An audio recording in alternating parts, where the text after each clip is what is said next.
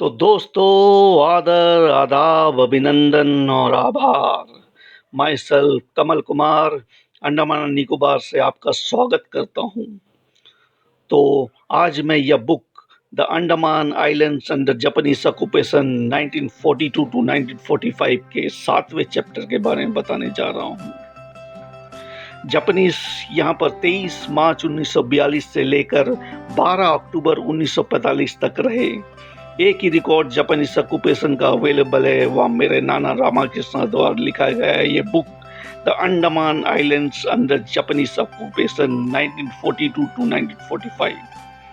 सुभाष चंद्र बोस ने यहाँ पर 30 दिसंबर 1943 को तिरंगा जिमखाना मैदान में चढ़ाया था। जैसा कि आप जानते हैं कि गत 10 से 15 वर्षों में अंडमान निकोबार आइलैंड्स एक मेन टूरिस्ट स्पॉट के रूप में उभरा है और स्वराज द्वीप का ये बीच वर्ल्ड के टॉप मोस्ट बीचेस में जाना जाता है।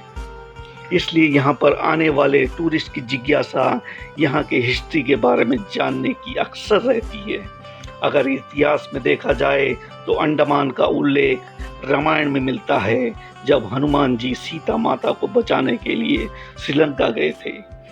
उस समय इन द्वीपों का उपयोग सोपान की तरह किया। मलय लोगों ने इसे हंडुमान कहा और अंडमान इसी शब्द का रूप है। दक्षिण पूर्व एशिया की जलयान यात्रा हेतु तमिलनाडु के चोला व्यापारी इन्हीं द्वीपों के पनाह लेते थे। 1789 में यहाँ अंग्रेज पहुंचे थे। यह book the Andaman islands under Japanese occupation 1942 to 1945 Amazon Kindle store में उपलब्ध है और आप यह बुक वहां से खरीद सकते हैं। अगर यह वीडियो आपको अच्छा लगे तो शेयर, सब्सक्राइब और लाइक करना ना भूलें। तो दोस्तों, नेताजी सुभाष चंद्र जी का आगमन अंडमान में होने जा रहा है, इसलिए आप वीडियो में बने रहे। तो 7वां chapter aftermath of the first spy case का आरंभ करते हैं। With the arbitrary arrest and the incarceration of these people for over 3 months, during which period news seeped out about the perpetration of tortures on the Indians in the most cruel methods imaginable, everyone thought that the Andamans were doomed. The tall talk of the Southeast Asian co-prosperity sphere was now replaced by terror. Everyone began to say in hushed voices that the Japanese may be Asiatic, but they were no friends of Indians. Towards the close of 1942, they had started a one-page daily by the name of the Andaman Shimbam. They used this paper for propaganda purposes and gave out news of their successes in various war fronts, especially in the Pacific, and held out promises of golden days ahead. The days may be golden for the Japanese, but for Indians, they promise to be darker than the darkness of Hades.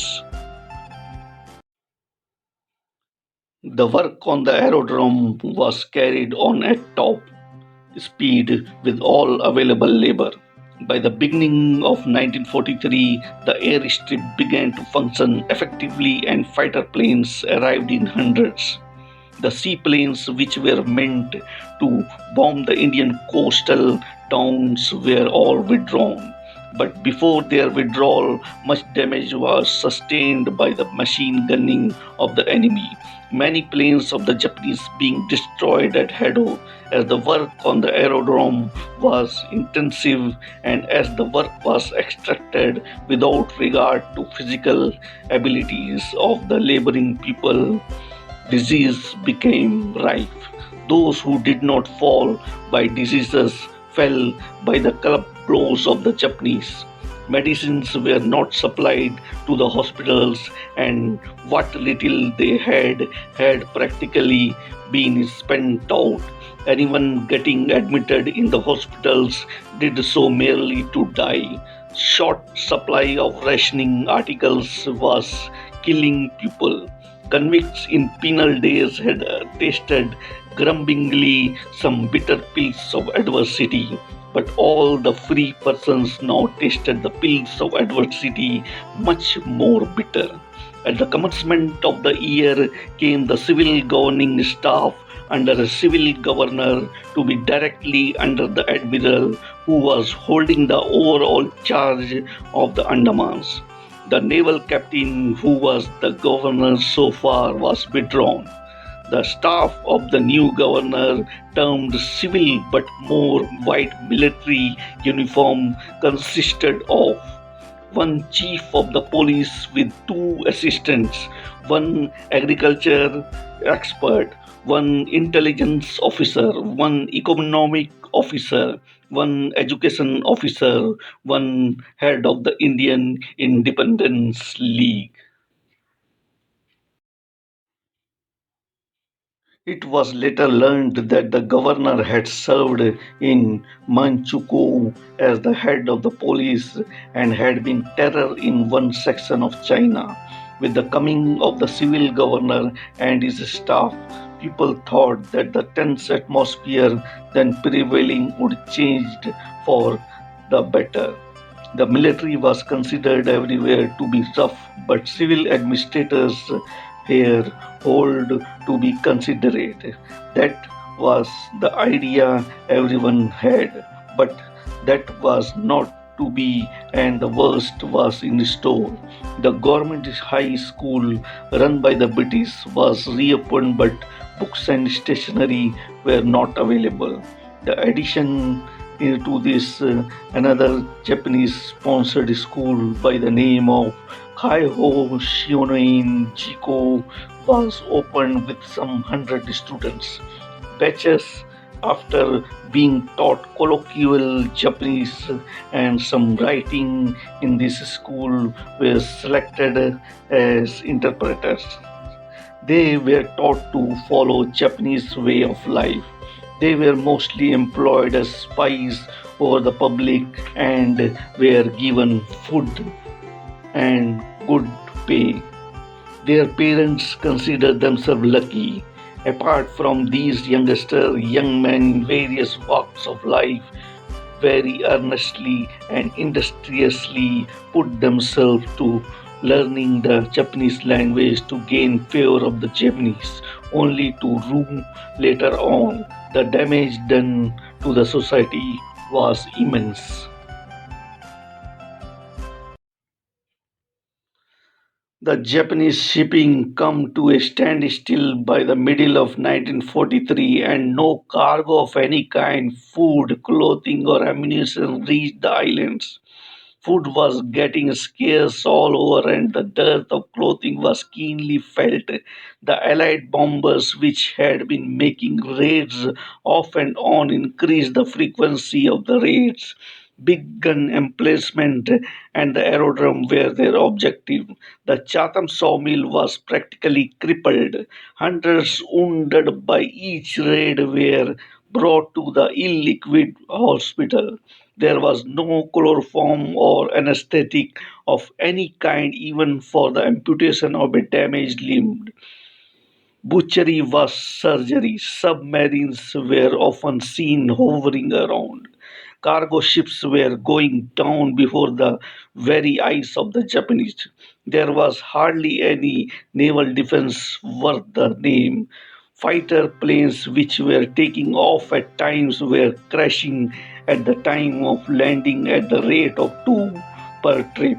The statements in its war news reported.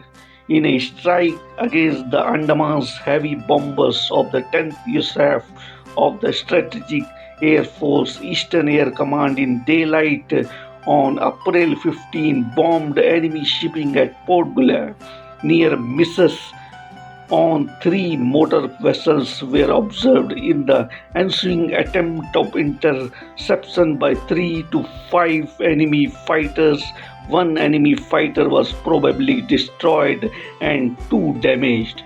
On July 29, our heavy bomber operated in the area of the Andaman Islands. A 300 feet steamer docked at Chatham Island was bombed. No direct hits were claimed, but bombs were seen to destroy many buildings in the dock area. A tremendous delay explosion followed, the smoke from which blanketed the entire area. A 150 feet ship near Ross Island was strafed and damaged.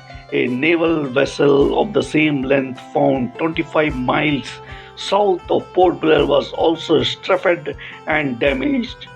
A communique issued from Rear Echelon headquarters of China, Burma, and India says B-24 heavy bombers of the 10th USAF on August 15 attacked enemy installation on Chatham Island in the Andaman Group. Direct hits were observed on warehouses and other buildings, causing great destruction and starting large fires. An A-to-A battery was destroyed. Smoke from the fires was visible 50 miles away. All our aircrafts and crew returned safely. Towards the close of the year, the Japanese air expert visited these islands and observed that the frequent air accidents at the time of landing took place on account of the existence of an air pocket over the aerodrome. In view of this report, the aerodrome was thereafter abandoned for all serious purposes. At this period, suspicion about the sending out of news of military importance by the residents of the islands grew in the mind of the Japanese once more.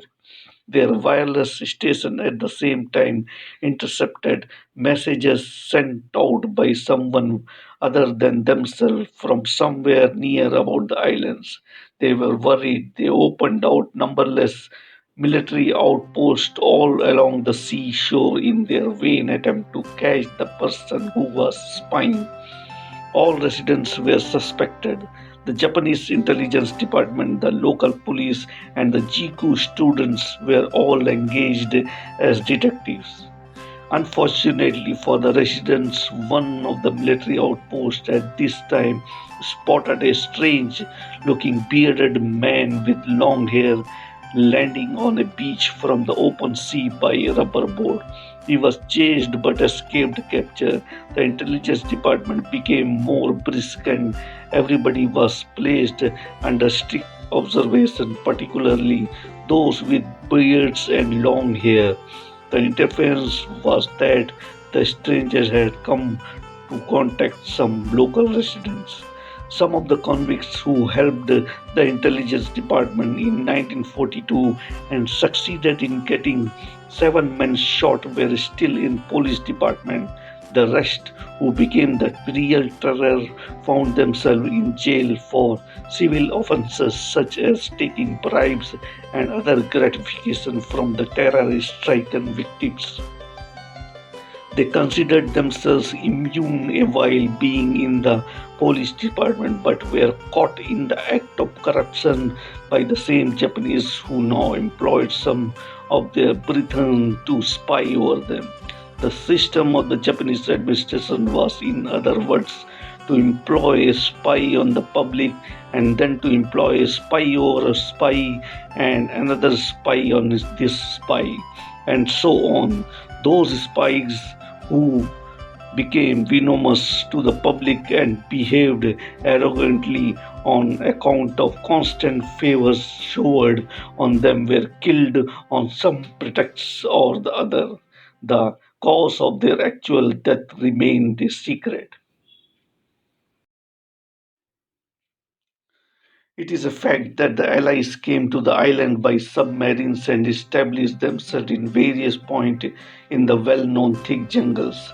They contacted men who were mostly working in jungles or fishing on seashores or living in the out of the way villages well known to Mr. McCarthy.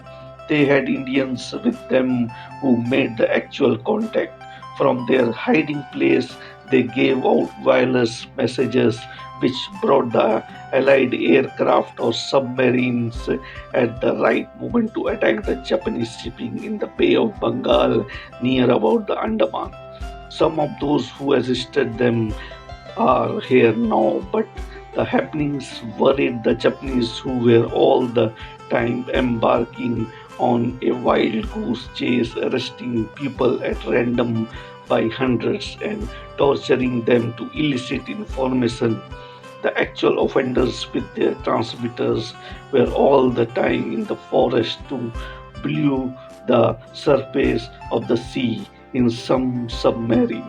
The Indian Independence League, sponsored by the Japanese, was started in the Southeast Asia under the presidency of the Raj Bihari Bose with headquarters at Bangkok.